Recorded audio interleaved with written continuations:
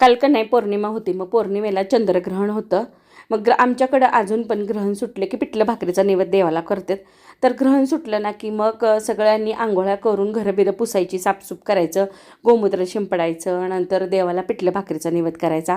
आणि अजून पण का नाही गावामध्ये गिरण मागायला येतात म्हणतात, म्हणजे ग्रहण सुटले की ती मागतात बघा कपडे हे ते, मग ती कपडे दान केले जाते. तुमच्याकडे अशी प्रथा आहे का? असाल तर कमेंट करून नक्की सांगा.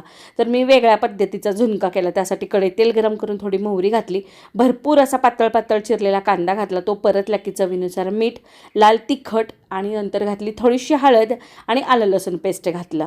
आणि ते सगळं परतून त्याच्यामध्येच की नाही मी घातलं बेसन. बेसन चांगलं त्या कांद्यासोबत परतायचं, म्हणजे भाजायचं, पाण्याचा हपका द्यायचा.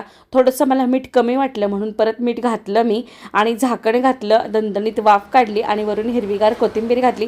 वेगळ्या पद्धतीचा आहे, करून बघा. आणि तुमच्याकडे ग्रहणाच्या कोणत्या प्रथा आहेत ते पण सांगा.